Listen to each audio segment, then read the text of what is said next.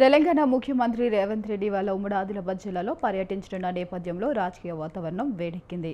CM పర్యటనను అడ్డుకుంటామని BRS మాజీ మంత్రి జోగు రామన్న ప్రకటించడంతో పోలీసులు అప్రమత్తమయ్యారు. ముందస్తు చర్యగా ఆయన గృహ నిర్బంధన చేశారు. జోగి రామన్న నివాసం వద్ద భారీగా పోలీసు బలగాలను మోహరించారు.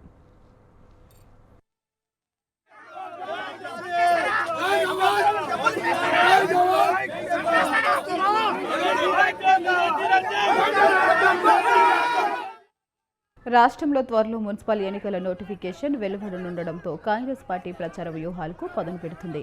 ఇందులో భాగంగా సీఎం రేవంత్ రెడ్డి జిల్లాల పర్యటనలు చేపట్టారు.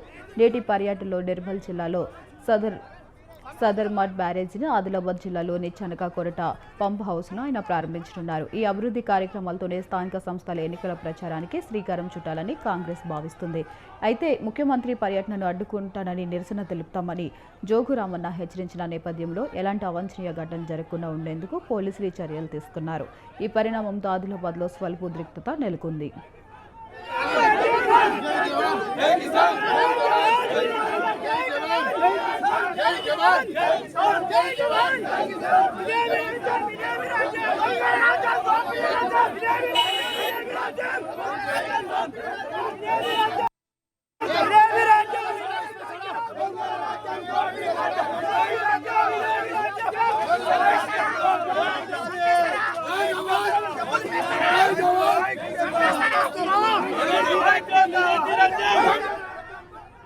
తెలంగాణ ముఖ్యమంత్రి రేవంత్ రెడ్డి వాళ్ళ ఉమ్మడి ఆదిలాబాద్ జిల్లాలో పర్యటించనున్న నేపథ్యంలో రాజకీయ వాతావరణం వేడెక్కింది. సీఎం పర్యటనను అడ్డుకుంటామని బీఆర్ఎస్ మాజీ మంత్రి జోగి రామన్న ప్రకటించడంతో పోలీసులు అప్రమత్తమయ్యారు. ముందస్తు చర్యగా ఆయనను గృహ నిర్బంధం చేశారు. జోగు రామన్న నివాసం వద్ద భారీగా పోలీసు బలగాలను మోహరించారు.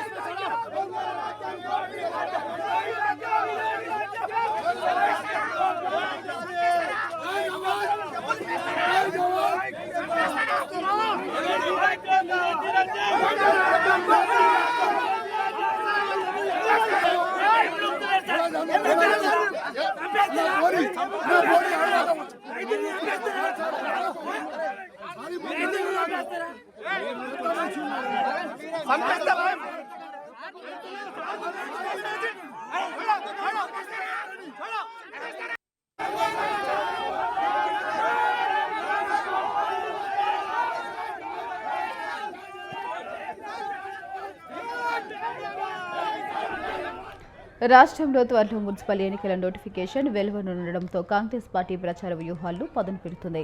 ఇందులో భాగంగానే సీఎం రేవంత్ రెడ్డి జిల్లాల పర్యటనలు చేపట్టారు.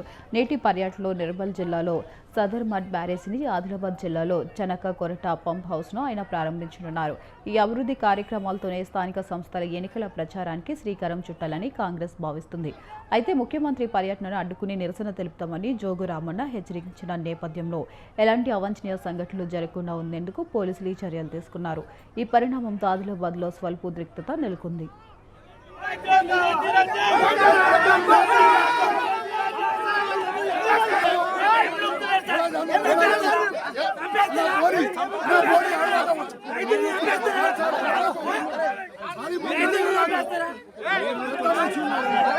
సంపేస్తా